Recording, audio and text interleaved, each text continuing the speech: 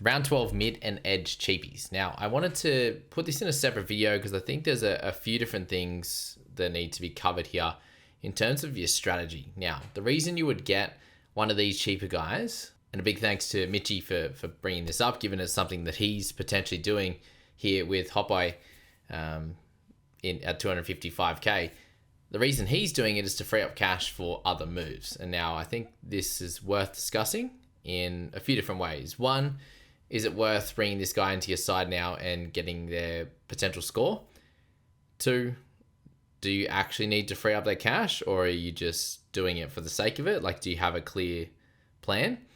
And is it okay if you get this guy and he doesn't play in your 17 again? Maybe you get lucky and he helps you out in like round 15 as well. But they are also, you're banking on the fact that King stays in Origin and these types of things. So they're the three big things you need to focus on. We do think that he is the best mid that's available. But wait around to the end of the video for an edge that is very, very cheap that I think is a great, we know will be a great scorer and would be very interesting across this buy period as well.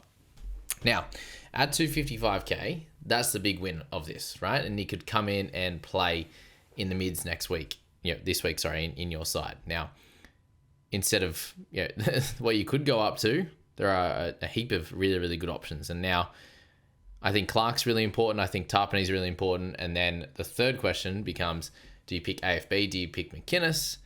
Do you go for Horsburgh? Do you go for these types of players now? Or do you go for this young fella here who has now played a decent amount of games, and we're looking at a PPM of 0.9 overall, which was kind of killed a little bit by this 30 in 45 minutes on the weekend. And the big win of that is the 45 minutes. It's his first penalty he's had, second most missed tackles, and it seems like when he gets in over 30 minutes, and that's when those missed tackles can come. So I do expect that to be a part of his game this week.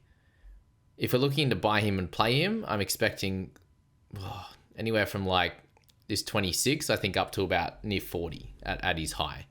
Now, is that enough for you if you're looking to buy him in that spot? Is it definitely going to be 20 or 30 potentially under what you could get in buying a gun? Sure, but does buying that gun help you for next week? It could be a decision between this guy and AFB, and it's something that I'm going to think about in my own side and have a look at my structure heading into the rest of the buy period, and that'll allow me to help make that decision for myself. Now, if things go right, you get a mid that can play 12, 15, 18.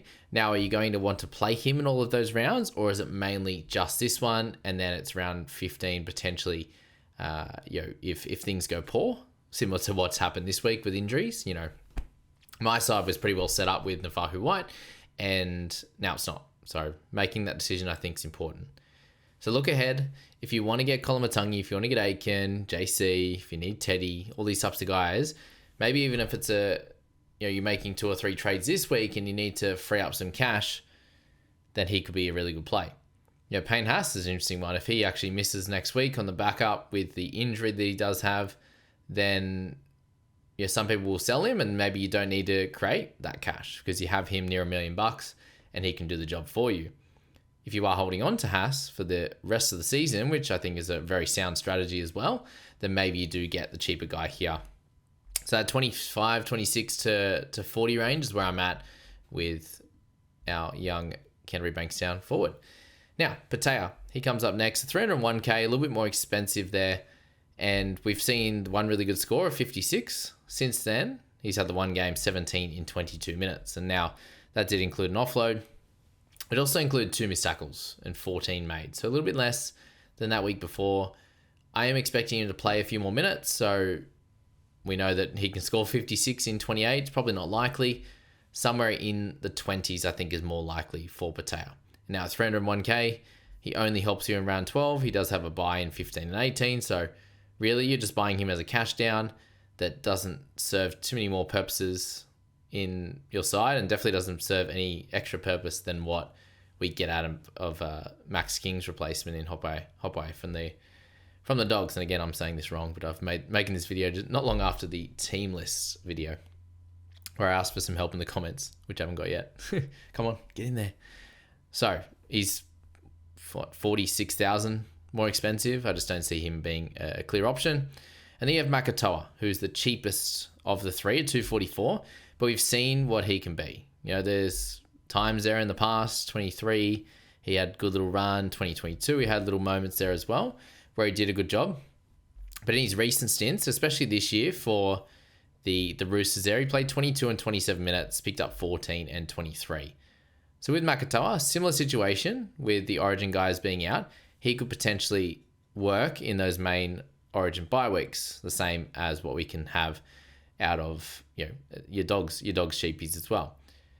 Now, which way would I go with this one? From what we've seen so far, with those minutes that are available, he should get less minutes than what Hopeye should get, and therefore I think that it's still the correct pick to go that way and not for Makatoa, especially when we've seen him be in and out, him not play since round 3, whereas Hop has actually made it into side on the back of these injuries and suspensions. He's got that opportunity. So he may not be around come later on, but we could also have other injuries and the like from their middles. Now, 2 edges to go. Celesi Foketi, 314k. He is a little bit more interesting given he's played way more games than Makatoa. He's definitely more expensive. If you need a cheaper edge, though, I want to mention 2 guys at 314 and 360 odd. So if you can guess that before pushing forward, let me know if you guessed it, who the cheaper guy is, even at the start of the video before looking forward. I'll trust you in the comments there. So Foketi's been actually playing in the middle, but unfortunately hasn't got that dual yet, which would be nice given, you know, mid seems to be a little bit more of a problem, and edge there are, you know, a couple options that aren't as expensive as AFB and McInnes and the like there. But we've seen Foketi have 41, score a 27, a 35 and a 33 when he's gotten some decent minutes. And I think he's going to play really nice minutes in this game and would be an interesting option as a guy that could help out in those other weeks as well. When we see Crichton out, when we see Collins, Spencer Leniu, they're a team that's very decimated in the forwards. Nafahu White is out, and that helps, you know, give these other guys opportunities. They do have Nat Butcher back, so let's just say Nat replaces Nafahu White. Then, yeah, White's going to return, but it won't be Foketi that leaves the side. So it's probably going to be a Makatoa or something like that on their bench. Now, here it is, Egan Butcher, 366k. It's wild how cheap that this man has gotten, because we know he can be a really, really good scorer.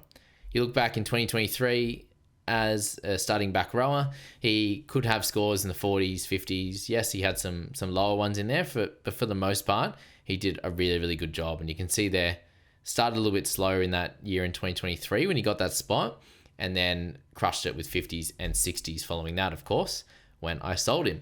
Anyway, looking at what he's done this year in the 3 games, he's scored over a point a minute, 33 in 28 there, 36 in 37, and then 20 in 20, all through the middle. But now the minutes are going to increase, and I think there's definitely opportunity for him to either play good middle minutes in a lot of these weeks, or big minutes on the edge, covering for Angus Crichton with Victor Radley playing in that 13 role. So not sure if that's going to stick, but we know Egan Butcher could actually play a bit of a role across this time period. So I don't think he's a poor option at all. I think he is, if you need an edge instead and you don't want to spend up. I did have a question earlier from guys in the private group, so I had 550 or 560 to spend, and I didn't actually mention Egan Butcher, but I also didn't see the team list by that point. So now he becomes more of an option. Hopefully you are watching this one, so you can have him as another option as well. But there weren't too many. It was Britt Nickera down there, and I think someone else in the mid 400s, which we'll get to in the big buys video, but I just wanted to focus on these couple of positions. I thought they were pretty interesting in that cheaper range and just give you a bit of a different perspective. You know, look at your side. Do you have enough cash next week? Next week or the week after even, especially like guys like Kolomatangi and Aiken after those big scores. JC, not as much of a worry, but he will be an option for people. Guys like Ruben Garrick, etc., are very have good runs and could do a good job for you. So definitely go and think about that. Do a bit of a suss. Do you need to sell someone like Haas? Do you have other injuries to worry about? And if that's the case, maybe you don't even think about something like this. But if it does help you put some cash together and lock in, then that's great. There's other guys like Jazz Tavanga. We'll speak about a few other 400k guys. We'll speak about guys like Kyle McCarthy in the wing fullback position in the best buys video and expand that a little bit further. Just want to focus on mid and edge in this one. You got Preston Ricky as well, but it feels like a 1 week thing. They've got Garner and IPAP out, so we'll avoid Preston in that one. And go from there. So that's the mid, that's the edge. Cheapies. Let me know what you think on that one, and we'll see you in the next one.